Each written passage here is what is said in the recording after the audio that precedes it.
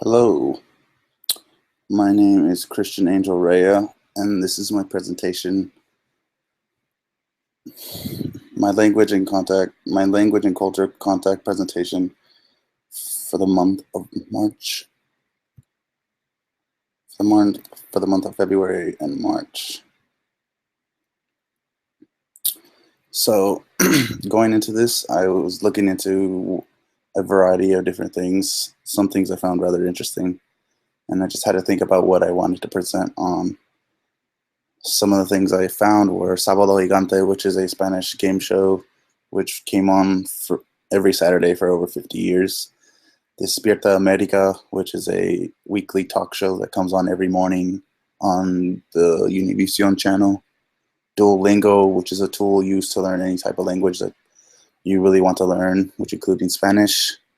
Chalino Sanchez, who is a narco corridos singer who was really famous back in the day, and his music lives on even though something bad happened to him. Sábado Gigante, which means large or big Saturday, was a temple, like a stable, for over 50 years on the Univision channel and was hosted by Don Francisco. And it had a variety of different things impact on the culture, being able to bring people who didn't know anything about the Hispanic culture and give them an over exaggeration of what it really is. Some of the terms I found rather interesting was hasta siempre, which means farewell or goodbye. Amor prohibido, which means forbidden love. Damos vuelta la página, which means let's turn the page. Ella nos hizo llorar, which means she made us cry. This was a really big show for a lot of people, and after 50 years, it terminated. It was canceled, and yeah. Despierta America is a weekly morning show, which means Wake Up America. It's like Good Morning America to people in the United States. It's to get people out of it's to wake people up, get people out of their beds, and start their morning off right. Pronóstico means a prediction. Qué mejor manera de comenzar el día, which means what better way to start the day. Inicia tu día, which means start your day. Hoy es tu día de suerte, which means today is your day of good fortune. And they're very enthusiastic about emphasizing and just getting the energy you need to start off your day. It's really what I saw out of everything in this program. They do interview segments, you name it, they do it, and it's very similar to that of Good Morning America, which was rather interesting, just the Spanish version.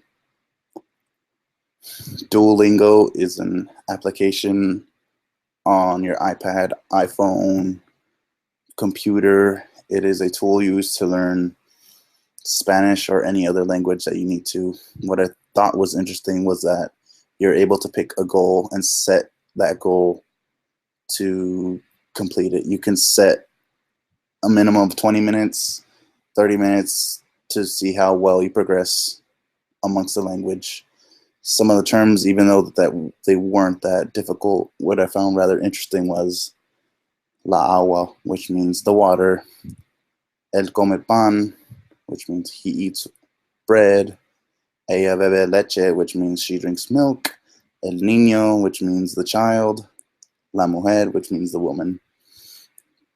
It was very basic just throughout the lessons that I was going through, but I'm sure what I found really cool was that as you progress, you get to unlock achievements and be able to move on to more difficult phrases and stuff. Chalino Sanchez died, unfortunately, at the young age of, I believe, 30 or maybe even a little bit higher.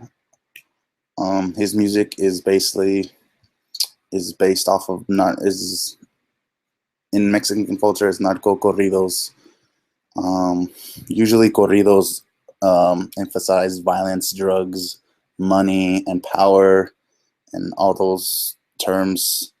But what I found rather interesting about Chalino Sanchez is that his music, his lyrics are very deep. You just have to really listen to them to really understand them. He really bases his lyrics off of love. Some of the terms and some of the songs I found the most interesting was Nieves de Enero, which means snow of January. Alma Amorada, which means soul in love. Bajara de Oro, which means deck of gold. Me persigas tu sombra, which means your shadow follows me. And one of the lyrics in the song says, "Si me das toda tu vida, yo te la doy también," which means if you give me your life, I'll give you mine as well, which was really deep and really interesting. And you could say it's a different type of music in comparison to what is publicized in the United States. Rather than emphasizing on drugs and money and all that other stuff, Chalino Sanchez has a different way of approaching it. And even though he died, his legacy, like his music, it's a really like a trend in Mexican culture that after you die, your music becomes more popular.